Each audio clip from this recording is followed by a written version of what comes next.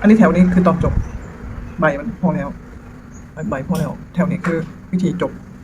เมื่อนี้สิมาเฮ็ดให้เบิ่งแบบว่า ตอนจบแล้วก็ประดับตกแต่งถ้าบ่ประดับตกแต่งมันสิบ่งามนะมันจะธรรมดาจะลองใส่นี่มันก็สิแบบไม่สวยเดี๋ยวก็สิตกแต่งตอนนี้สิเป็นการตกแต่งให้เบิ่งตกแต่งให้ดูมันสิเพิ่มมูลค่าขึ้นมาอีกเลยถ้าตกแต่งแล้วนะอันนี้วิธีจบเฉยๆอันนี้ถ่ายทำวิธีจบ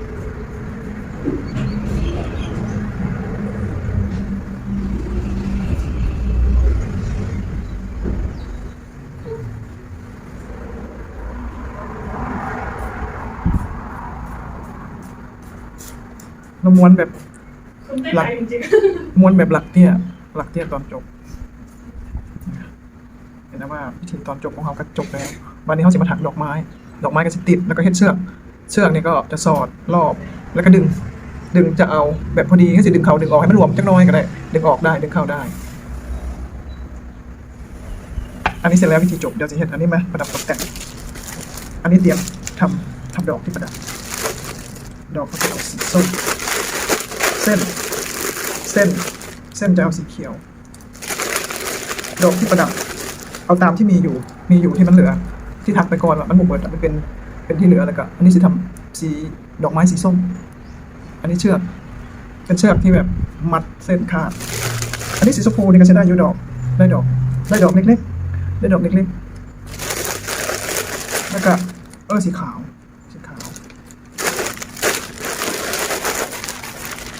อันนี้คือสีของเราอันนี้คือสีของเราที่เหลือจากอันนี้แหละจากใบนั้นใบนี้เขามาผสมกันนะเอามาผสมกันที่เหลือจากใบนั้นใบนี้ของเขาอันนี้ที่เหลือจากนี่สีม่วงนี่สีชมพูนี่สีส้มอันนี้จะถักเชือกก่อนถักเชือกเส้นที่มัดโซ่ไม่ยากค่ะม้วนเลยโซ่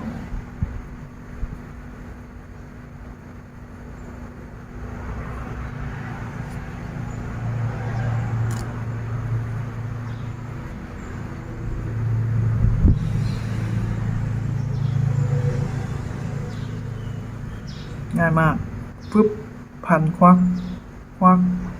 เข้ามาเลยโซ่เดียว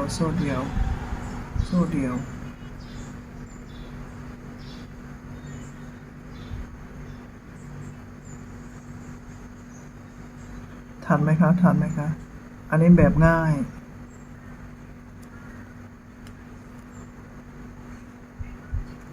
นี่สีเหลืองกับนี้เลยสีขาวกับมีมวลเหล็ก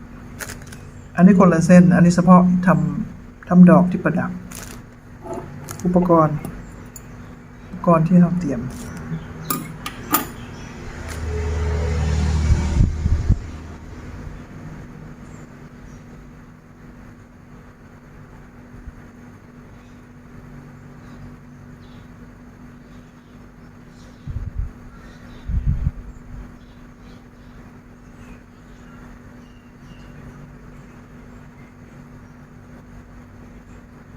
ผลงานสร้างสรรค์จากแฮนด์เมดของเรางานฝีมือเนาะแม่บ้านงานว่างกับว่าได้ทำไปสนุกสนานแต่ว่าคนที่ชอบมักถักนี่ก็สิมีความสุขกับการที่ได้ทำมีความสุขบอใส่เองเอาไปแจกหมู่แจกพวกแจกคนที่เรารักผู้ใดเฮาน่ารักเฮาก็แจกเขาอยากให้เพิ่นเท่ากับแจกไปสวยมากอันนี้เขากำมาวัดดูรอบนี้มันนอนอยู่ที่บ้านตั้งแต่เมื่อคืนเลยสิที่มันทั้งวันมันกลับมานอนนี่อันนี้อันนี้เขากำมาวัดดูเนี่ยเป็นอันว่าเสร็จอันนี้เชือกเสร็จแล้วค่ะรอบแล้วเสร็จทีนี้เราจะมาทำดอกไม้อันนี้พักไว้ก่อนนะคะเสร็จแล้วเชือกอันนี้ดอกไม้ใบ ดอกไม้เอาสีนี้อาจจะพอเนาะอาจจะไม่พอเดี๋ยวทดลองก่อนได้เอาตามน้อยเนาะเพราะว่าชอบสีชมพูได้น้อยเอาตามน้อยเนาะอาจจะได้นิดนึงเดี๋ยวได้สักหน่อยกันเอาไปก่อนนี่วิธีทำดอกไม้ปั๊บนี่เลยโซ่เหมือนกันโซ่คือเกาค่ะโอ้อันนี้ไม่ได้อันนี้ติดดึงออกอันนี้มันไม่หมดทุกเส้นดึงเข้าไปเราต้องเอาเบิดเลยให้มันเข้าทุกเส้นเนี่ยพอแปดโซ่แล้วก็โค้งมาติดกันโค้งมาติดกัน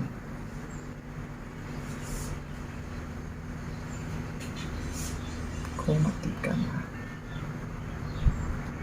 โซ่ขึ้นไปเลยอันนี้ดอกไม้ของเรา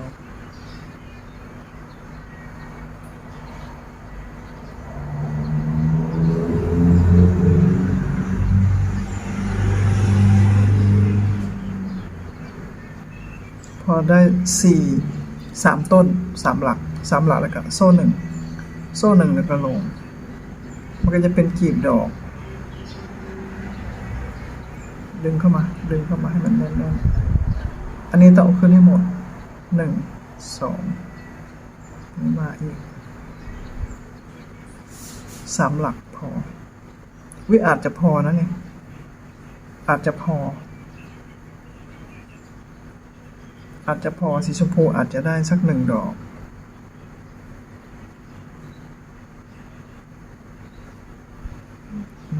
3 หลัก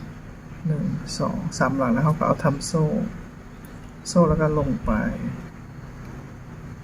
ตอนขึ้นก็โซ่ขึ้นอีกดิโซ่2 1 2 3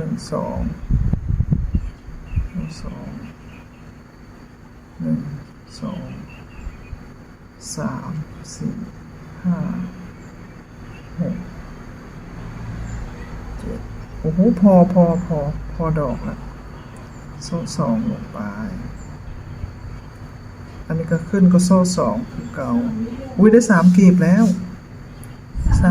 พี่โดมจะมาถ้ำนาคาอยู่3 กลีบแล้ว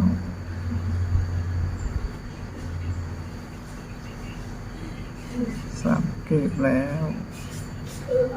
3 กลีบแล้วก็โซ่2อีกพอมีท่าทางว่าจะพอหุ้นเหลือสีชมพูเหลือจ้าสีชมพูเป็นสีขาว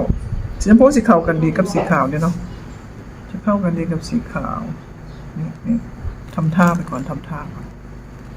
อันนี้ทดลองมาทางนี้เตาะทรงให้ก่อนเตาะทรงไปก่อน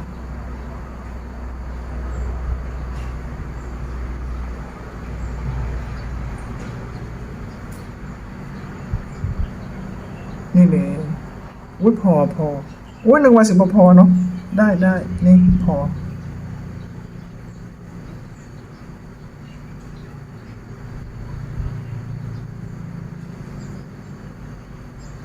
เอาไว้สำเร็จพอได้5 กลีบเขาจะใช้5 กลีบพอดีค่ะ1 2 3 4 5 กลีบ1 2ลงคือเก่าอันนี้ก็ดันเข้าไปค่ะดันเข้าไปนี่ก็ลงมาตอนเก็บเราจะอ้อมมาข้างหลังค่ะตอนเก็บอ้อมข้างหลังดึงมาสอดเข้าไปดึงออกมาเลยทะลุแล้วก็ดึงอีกทีก็ตัดเลยค่ะตัดเลยเหลือคิดว่าจะไม่พอเนาะเหลือนี่เขาก็ดึงหลุดเลยปึ๊ดเนี่ยไม่มีทางที่จะหลุดแบบนี้เขาก็นี่ทีดอกไม้ของเราได้ดอกไม้ของเราเล็กๆน่ารัก1 ดอกค่ะสวยงามแบบนี้เขาเก็บได้ตัวนี้เก็บได้เส้นนี้เก็บเส้นนี้เอาดึงมาแล้วก็เข็มสอดเข้าไปเอาตัวนี้ดึงเข้าไปฟับมาสอดเข้าไป นนี้วิธีซ่อนดึงเข้าไปดึงเข้าไปดึงเข้าไปเลย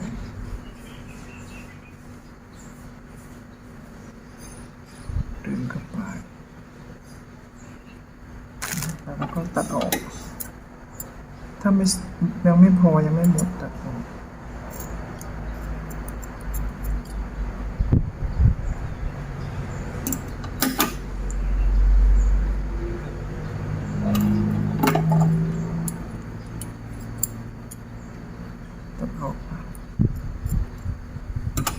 นี่ด้านหน้าเอาด้านหน้าค่ะด้านหน้าดันขึ้นดันกรีบขึ้นมาดันกรีบขึ้นมาก็จะวางเป็นแนวอันนี้ก็เดี๋ยวเอาไปใส่ให้เดี๋ยวเขาเตรียมดอกแล้วก่อนอันนี้วางให้ดูสีชมพูวางแบบนี้เราทำอีกสีส้มมาในเอาสีส้มจะเอาเรียงเอาดอกเรียงเนาะมองแน่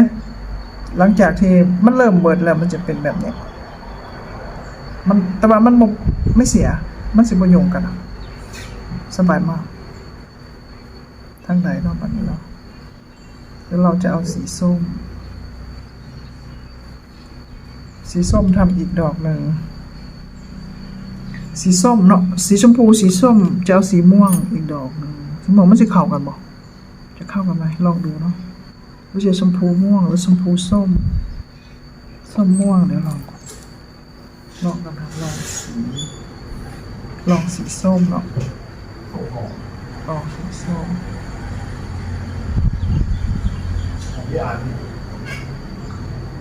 ลองสีส้มก่อนทำเหมือนเดิมค่ะคือเกาทำดอกสีส้มดอกสีส้มแล้วก็มาโค้งคือเกาเสียบลงมาแบบนี้เหมือนเดิมค่ะเหมือนเดิมเหมือนที่เราดอกเห็ดดอกที่แล้วน่ะเหมือนเดิมเหมือนเดิมค่ะมาถึงตอนนี้วิธีบันเนบเสร็จแล้วในเมื่อเข้าอันนี้เชือกเขาเสร็จแล้วเชือกที่สี่แบบนี้ครับเชือกเขาเสร็จแล้วเตรียมเข็มอันนี้เหลือเก็บไว้ก่อนอันนี้วิธีใส่เชือกจะเริ่มต้น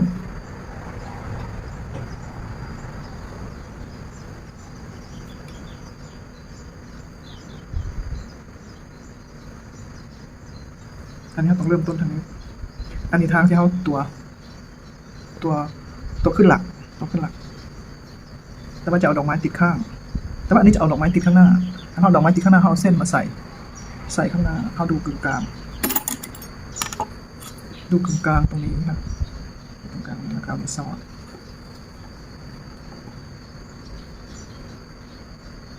อันนี้สอดลงไป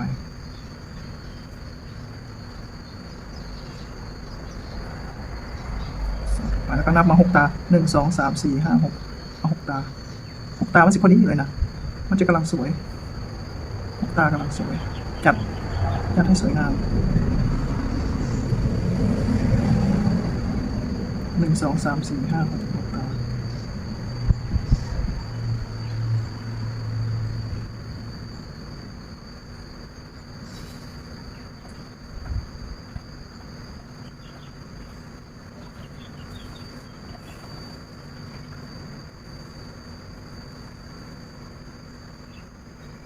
1 2 3 4 5 6 ตาขึ้นเลย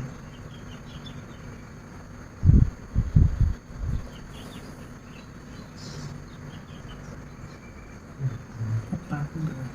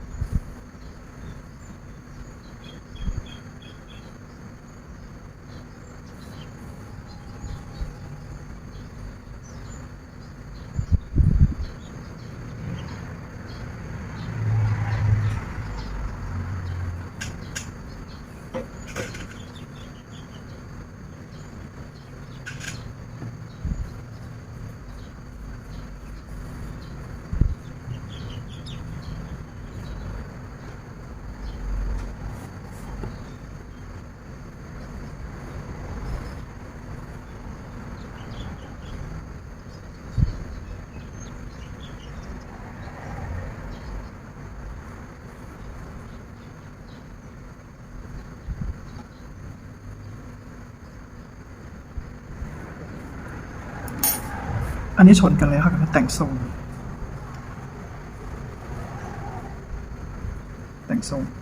จัดไป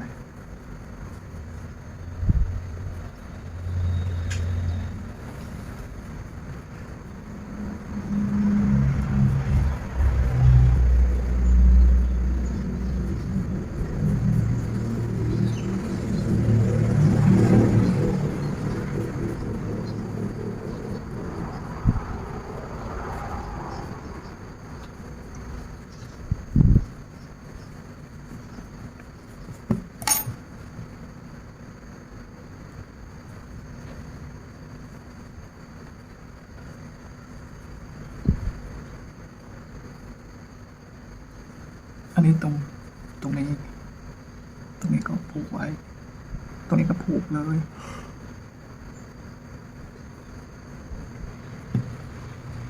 อันนี้ผูกเลยเนาะอันนี้ก็เอาดอกนั้นปิด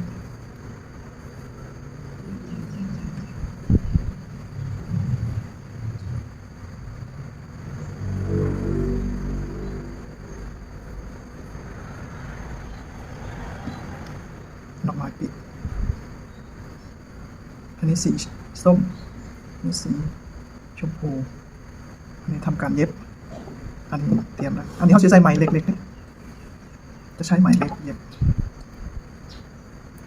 ไหมเล็กเย็บก่อน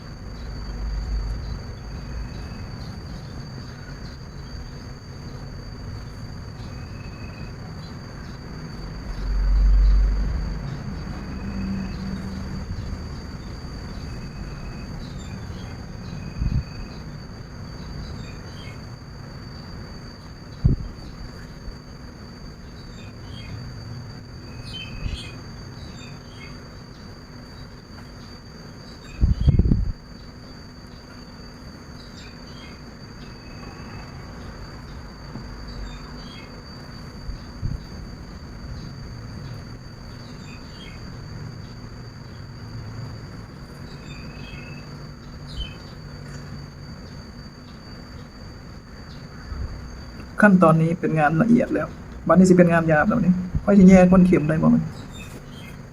โอ้โหแยกก้นเข็มไม่ได้ไหมน้อง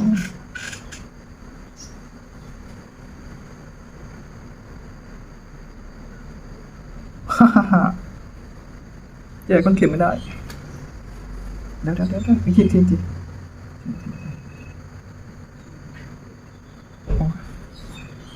เนี่ยก้อนเข็มไม่ได้เดี๋ยวมีอันใหม่เสริม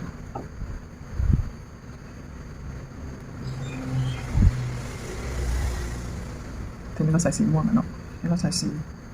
แยกไม่ได้ก็ไม่เป็นไรไว้นี่ก่อนสีส้มมันต่อนี้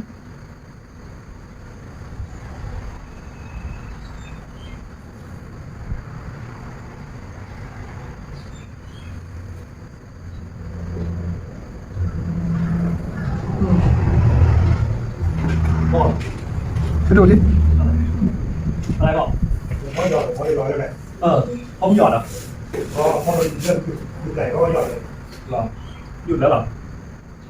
โอเคพอได้ก็ต้องหยด อ๋อโอเค ได้ยินข้าวได้ข้าวไปกินได้มันไม่โอ้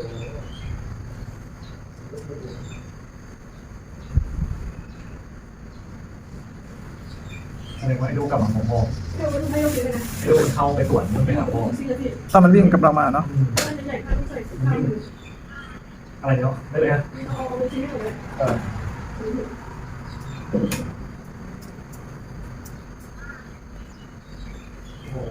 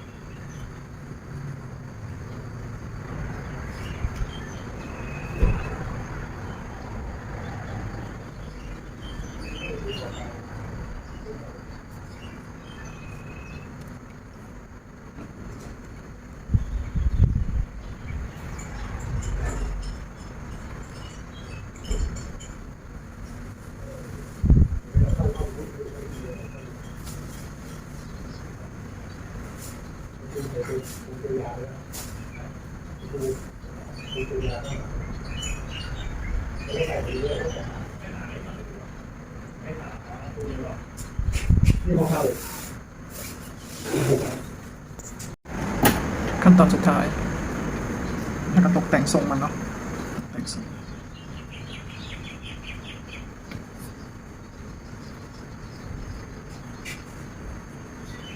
ดึง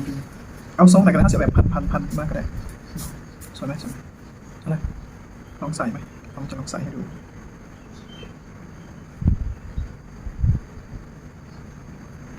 นี่เลยลองใส่ดูเป็นไงโอ้สีมันจ้าเลยเนาะทางนี้ย้ายกล้องมาทางนี้โอ้นี่ยังจ้าไปใหญ่ได้นี่เลยใส่ดูเป็นยังไงจะมีชิ้นเดียวในลูกแฮนด์เมดเนาะมันก็มีชิ้นเดียวตัวงามบ่นะ3 ดอก 1 2 3แต่ว่าสีม่วงขึ้นกว่าเนาะสีม่วงสวยจบคลิปแต่เพียงเท่านี้ขอบคุณที่รับชมค่ะ